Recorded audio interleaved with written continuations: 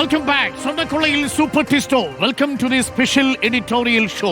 പ്രിയപ്പെട്ട പ്രേക്ഷകരെ, ഏറ്റവും പ്രധാനപ്പെട്ട ചോദ്യം, ഇതിനകം അറസ്റ്റ് ചെയ്യപ്പെട്ടിരിക്കുന്ന 11 പേർ, അതിൽ ഏറ്റവും മുകൾ തട്ടിൽ തന്ത്രി, ദേവസ്വം ബോർഡ് പ്രസിഡന്റും ദേവസ്വം ബോർഡ് അംഗങ്ങളും ദേവസ്വം ബോർഡിലെ തന്നെ ചീഫ് എക്സിക്യൂട്ടീവ് ഓഫീസറും അഡ്മിനിസ്ട്രേറ്റീവ് ഓഫീസറും സെക്രട്ടറിയും അടക്കമുള്ളവർ. എന്നാൽ പ്രധാനപ്പെട്ട ചോദ്യം ഇതാണ്: അന്വേഷണം എവിടെ കൊണ്ട് നിൽക്കുമോ? കോൺഗ്രസും BJPയും ഉന്നയിക്കുന്ന പ്രധാനപ്പെട്ട പ്രശ്നം, തന്ത്രിയെ മറയാക്കി മന്ത്രിയെ രക്ഷിക്കാൻ പോകുന്നുണ്ടോ, തന്ത്രിയിൽ അവസാനിക്കുമോ എന്നുള്ളതാണ് പ്രധാനപ്പെട്ട ചോദ്യം.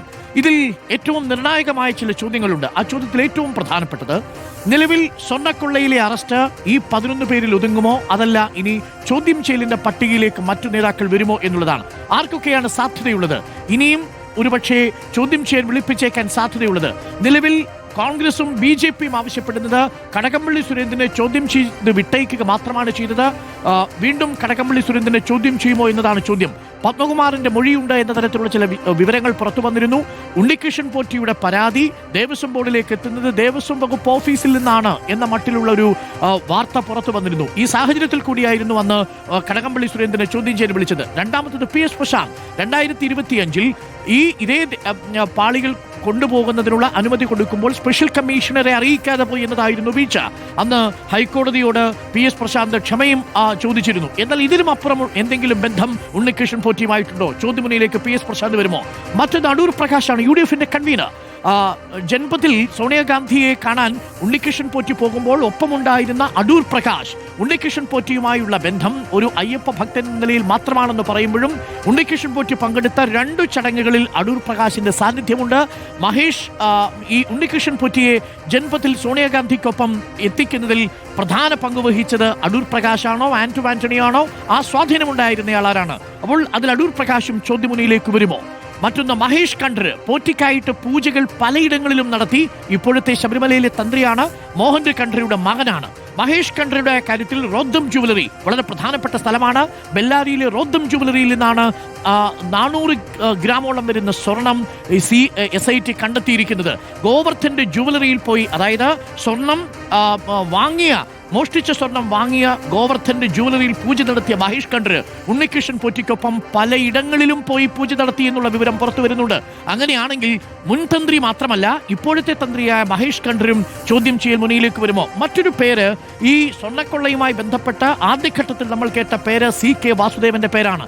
താങ്ങുപീഠം ഉണ്ണികൃഷ്ണൻ പോറ്റിയുടെ വീട്ടിൽ കൊണ്ട് കൊടുത്തത് ഈ CK വാസുദേവനാണ്. പക്ഷേ CK വാസുദേവൻ ഇതുവരെയും ഉണ്ണികൃഷ്ണൻ പോറ്റിയുടെ അടുത്ത സുഹൃത്തായിരുന്നു. ഈ CK വാസുദേവൻ ഇതുവരെയും ചോദ്യമുനയിലേക്ക് വന്നിട്ടില്ല എന്നുള്ളതാണ്.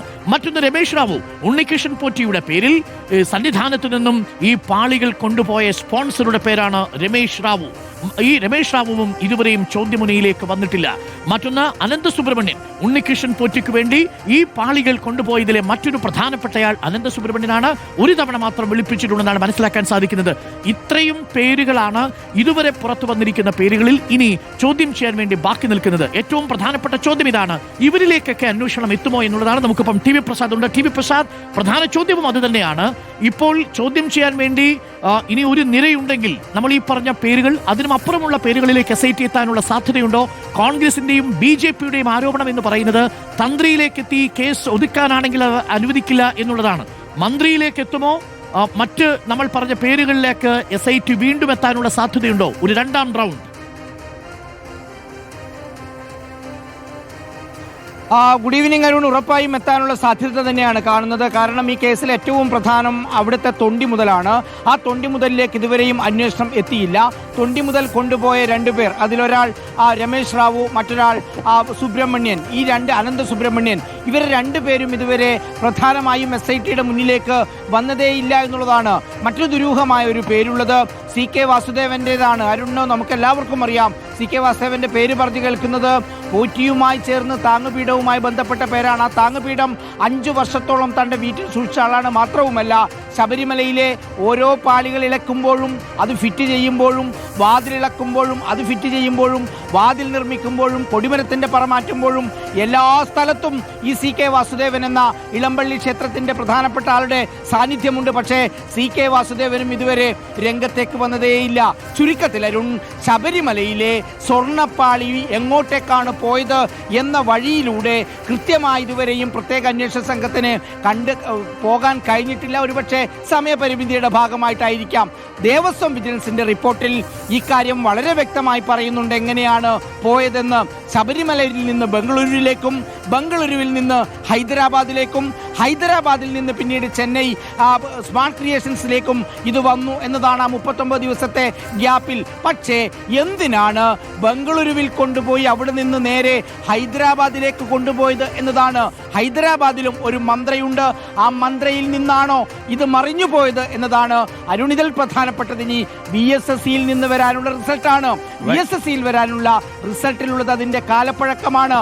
കാലപ്പഴക്കം പ്രകാരം അത് പുതിയതാണ് എങ്കിൽ ശബരിമലയിൽ നമ്മൾ കാണുന്ന കട്ടിളപ്പടിയും അതുപോലെ തന്നെ ദ്വാരപാലക വിഗ്രഹങ്ങളിലെ പാളിയും അതെല്ലാം പിന്നീട് മോൾഡ് ചെയ്ത് ഉണ്ടാക്കിയതാണെന്ന് കണ്ടെത്തിയാൽ ഉറപ്പായും അതിൽ നഷ്ടപ്പെട്ടിരിക്കുന്നത് സ്വർണം മാത്രമല്ല, അത് അതുപോലെ കടന്നുപോയി എന്നുള്ളതാണ്. ഇതിന്റെ വ്യാപ്തി വർദ്ധിക്കും. നമ്മൾ നേരത്തെ സംസാരിച്ചതുപോലെ മറ്റു പലരിലേക്കും അന്വേഷണം എത്തുകയും ചെയ്യും.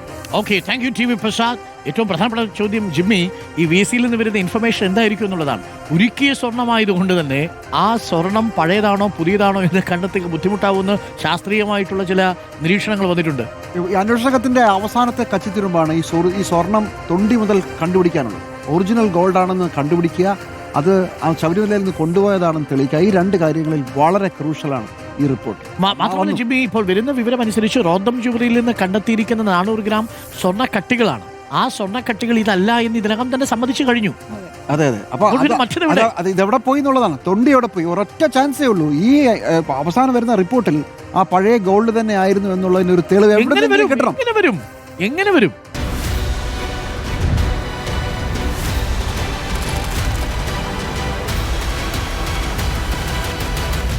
Debate with Dr. Arun Kumar.